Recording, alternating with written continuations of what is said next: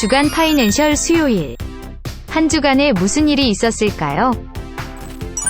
이번 주의 핫 이슈.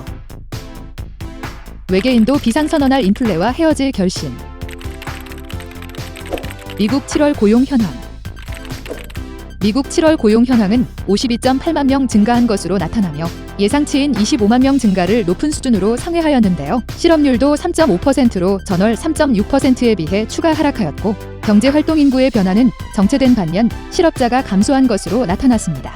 견고한 고용지표로 9월 연준의 기준금리 정책 경로는 기존 50bp에서 75bp 인상으로 보고 있는데요. 이는 시장이 보다 높게 그 가능성을 반영하고 있는 것으로 보입니다. 한편 정책금리는 중립금리 수준을 상회하기 시작했으며, 금리 수준에 민감한 내구재 소비와 투자는 제조업, 지표상 둔화 흐름을 보이고 있습니다. 기업들에 잇따른 구조조정으로 과열된 노동시장이 정점을 통과한 점을 감안하면 연말로 갈수록 후행성을 지닌 고용지표의 둔화가 점차 부각될 것으로 보입니다. 이에 따라 중앙은행의 긴축 정책 수준도 완만한 인상 경로로 나타날 것으로 예상됩니다.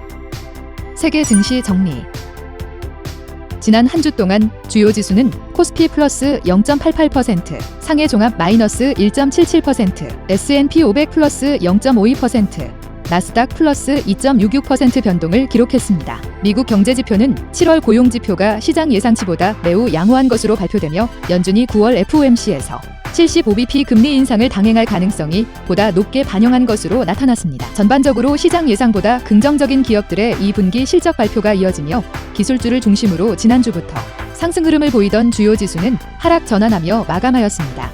주 초반 미국 7월 제조업 PMI, 제조업 구매 관리자 지수가 52.8을 보이며 헤드라인 지수는 예상치를 상회하였으나 세부 지수 중 신규 주문 지수가 위축 국면에 진입한 것으로 나타났으며, 재고 지수는 높은 수치를 기록하며 제조업 경기는 수요가 줄고 재고는 늘어나는 둔화의 흐름을 보였습니다. 이러한 PMI 결과로 시장은 인플레이션 압력이 점차 낮아지고 있는 것으로 해석하며 향후 연준의 기준 금리 인상 폭 조절 가능성을 크게 점치는 모습을 보였습니다. 하지만 다소 이른 금리 인상 조절론으로 패드 피봇에 대한 기대가 부상하자 여는 총재들은 잇따른 연설을 통하여 인플레 경계감이 유지가 필요하다는 점을 재차 강조하며 기존의 기준금리 인상 스탠스를 더욱 공고히 하는 모습을 보였습니다.